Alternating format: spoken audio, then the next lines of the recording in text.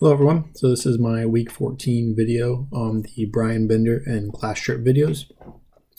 And so I'm going to start with the Brian Bender one and then talk a little bit about the class trip one. So just to get start off, I think it was really good to see kind of like how he described the working relationships with like SWAT and the fire and EMS and how they're on standby whenever SWAT has to respond to something. So that way, if something does happen to an officer or someone inside what SWAT is responding to, fire and EMS are right down the block, ready to respond and be there as quickly as possible. And I think that's just really important so they can have the best response possible. And I think that relationship is important as well, just so they're all on the same page working together. And then it also seemed that they had a really good relationship with kind of the hospitals because you have an ER doctor as a part of your team. And I think that's kind of that is a very important kind of piece of the team that maybe not everybody thinks about, just because it allows kind of like certain measures to be taken. So even though it might fire might be right down the road, then get there in a couple minutes. Having that doctor right there in the building with the team could really give you life-saving measures and stuff for someone that is injured right there and immediately, where that 2 minutes that it'll take the fire department to get there could be crucial.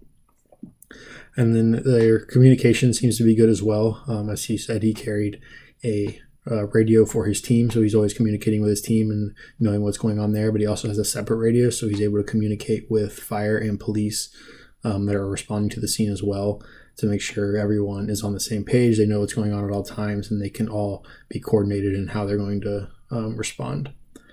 And then I think it's good to see that SWAT is involved with the RTF training and how they were there to kind of walk the fire and EMS kind of through and how those situations are going to go.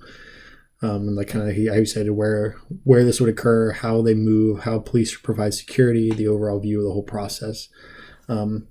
Because I mean, as somebody responding on fire, you're probably not used to being in a building where gunshots could be going off, and having someone there to be like put you in that situation. You have the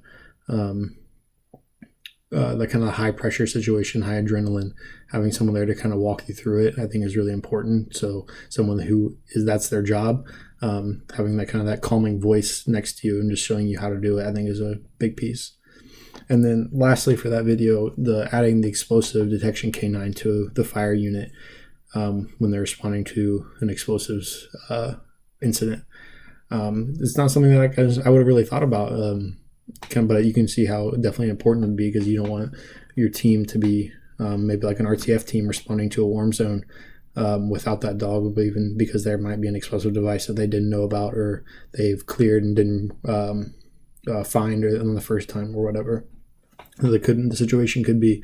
But I think it's that having that dog there with them really allows them to be a lot safer in those kind of scenarios, and then adjust accordingly to whatever they need to do based on if the dog would define something, and they have that person there ready to take care of that explosive device if needed. And then now I'm going to move on to like the class trip video. I don't have as much information on that one, but I think it was very interesting to see kind of how the inner workings of how the SWAT works and all their gear and stuff like that, and just kind of see that perspective from someone who's there with them all the time, every day, kind of in the SWAT building, and just how they kind of prep and they carry out those different search warrants and stuff and how they operate. I think it was just a different perspective that you didn't really get to see in the first video. The first video talked about how the different like relationships and communication and stuff like that, but I think the second video really gave that insight into like exactly what they do and how they do it. I think that was a really cool piece. But that's all I have for this week. Thanks.